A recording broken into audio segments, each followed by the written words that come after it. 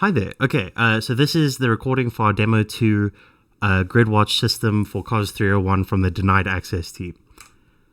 In this demo, we'd like to go through a short project recap of what we've done so far, a quick rundown of our coding standards document, our user manual, discuss our architectural requirements and our approaches to it, and just give a quick demonstration of our use cases. This is our team. I'll just give it a sec. Remember us maybe, and then we'll just move on quickly. Hi. Just a quick reminder of what GridWatch is all about. GridWatch is a system for everyone. Where all citizens, municipalities, and technician teams will be using the application to remain up to date with municipal issues. The public is always kept up to date with varying statuses of tickets, whether they are done, in progress, so forth. And it allows for community collaboration as a way to voice your opinion about things that are happening around you. Cool. Thanks, Jekyll. Yeah, so that was a quick reminder of what our system is for.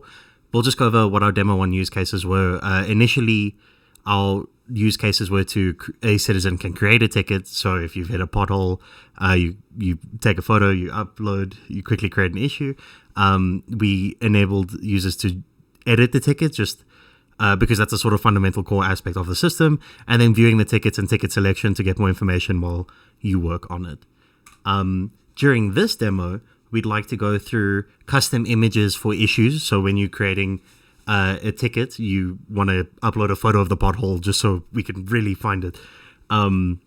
You can pin a user location so we get the exact location of the pothole. Organizing the issues. So this will be as a sort of intermediary because we'll have a citizen who will create a ticket, and these tickets get modified or reviewed by an authorized official who will then pass it on to or dispatch it to a technician team. So organizing issues will be on the authorized official side, who will take it, look at it, edit it, filter it, sort it, all that kind of good stuff. Then we've already dealt with dispatching the issue. So then from there, the technician team is able to accept or reject the issue, and we can move forward from there. And then finally, across all of these, we'll have universal status updates just to kind of maintain that familiar or the up-to-date essence of the system. Cool. Thanks, Leo. For our coding structures regarding Angular, we make use of the standard Angular conventions such as the rule of one, where there's only one component per file, and making use of small functions. This makes the components and functions easier to read, test, reuse, and to maintain. We also make use of the standard Angular naming conventions, and making use of these conventions ensures the maintainability and readability of our system. The naming conventions that we use throughout the system include the Pascal case and Camel case. We will use Pascal case for our to name our classes, and Camel case will be used to name the functions and the variables in each of the layers. These naming conventions are used since they are easy to type and read, and they also shorten the length of the name.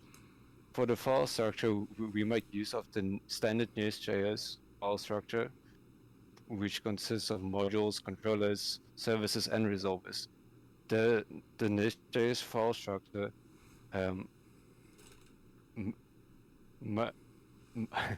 makes the file structure much more readable and understandable, and is much more easy to work with.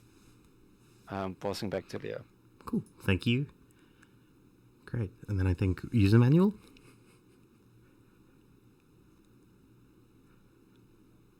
Sorry.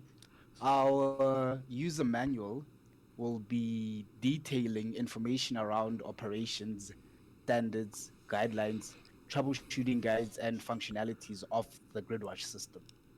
It will be detailing information such as the citizen client application, the dashboard, creating a ticket, editing a ticket, and on the authorized official application, it will also show the dashboard and various ticket views. And on the technician client application, it will also show the technician team dashboard and as well as viewing tickets. Thank you. Great. Okay, so now onto the nitty gritty of our system, which is our architectural requirements and sort of the approach we're using. So for our strategy, we decided on a decompositional style. This was because it seems almost natural or well-fitting when creating core requirements, functional requirements, decomposing them into subsystems, and then from those decompositions, sort of identifying architectural styles and patterns that fit in with it. So we've chosen a decompositional style for that. From our strategy from that. From our style side, we've chosen a service-oriented architecture. This is because many of the decompositions of our subsystems actually provide a service primarily. In addition to this, we may have situations where there's different services that communicate in different languages. So if we have a front-end service that's communicating in JavaScript, we want to speak to the back-end API AI module that's connected in or created in Java, then we would use a sort of service-oriented architecture for that. Then we're also using a layered architecture primarily because of its scalability. It enables us to meet our quality requirement of having quite a few users using the system at once, and we can easily modify the system for modularity and add more. So if we look at it here, we've got our architectural pattern diagram. We see that, sort of as a brief description of the system again, we see here there's 3 separate applications. We have a citizen application, an authorized official application, and a technician application. And all of these, while following the same structure, are different entities and operate with their own code and own sort of subsystems happening in them. So we see for our presentation layer, we've got an MVC architecture. This is maintained mostly by Angular. Then from there, we have our API on our application layer, which is passed down from the presentation layer. And the API can communicate directly with the shared database between all 3 applications, or we can pass down to the AI module. And the AI module is using a main program and subroutine architecture. Now, we're using this architecture purely modularity, scalability. It's all about that. We can easily maintain the AI module, modify it, increase it, adapt it. Then the layered architectures again, it fits in well with the layered style. It's all about scalability, and MVC we're using for its usability, scalability, and organization assistance. From there, I think just going to pass it on for technologies. So for our front end, we chose to use Angular because it is an effective cross-platform development framework. And our project requires that we build an application that is cross-platform. We also chose to work with Angular because it is compatible with various types of back-end programming languages. And then for back-end, we chose to use Nest.js because it uses a strongly typed language, which is TypeScript. And because the structure of a Nest.js application is based on Angular, so it's going to integrate well with our front end. To you, Joshua. Hi. So for the technologies, we are using PostgreSQL, and this aids in providing a highly scalable solution as it allows the safe storage of large and sophisticated data, such as our ticketing system. PostgreSQL has excellent performance, parallelization of read queries, powerful indexing methods, and multi-version concurrency control that will aid in serving large amounts of users for our system. Hence why PostgreSQL is used by some of the biggest companies, such as Apple and Netflix. PostgreSQL is faster with large data sets than other popular database management systems like MongoDB and MySQL. And we achieve faster deployment with the use of Prisma that integrates well with PostgreSQL and adapts easily to change, allowing for high maintainability and high reliability, such as recovering quickly from unexpected events. And for hosting, we chose Azure since it has good integration with PostgreSQL and allows for higher flexibility than AWS. Azure has scalability on demand that is able to easily adapt to changing circumstances. It is its flexible features can work both on a manual and auto-scaling basis in line with the demands of the application usage. With Azure, you can change to different service plans depending on your needs as well.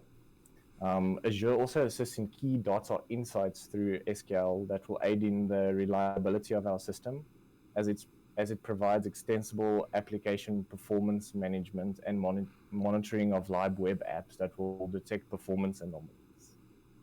Cool, thank you. Cool, thanks. Okay, so that was sort of the nitty-gritty parts done. Now we get to the fun use case scenarios. Just to preface what we're going to do, we're going to run you through a situation where you've had a municipal issue and you want to create a ticket that'll hope to get the issue resolved from there. So you create the ticket gets sent to the authorized official who will be able to modify, sort, look for it, dispatch it to a tech team, and then finally that tech team will be able to respond with their sort of input. Okay, we'll accept this, we'll do it in this amount of time with this amount of cost. So if we just go to our use cases from here. Okay, so we're here, we've just hit a pothole, we want to just create this issue quickly. We want to create a pothole, I hit a pothole, and we're quite mad, so we're going to hit an exclamation mark. Let's just add an image quickly. We've got a pothole.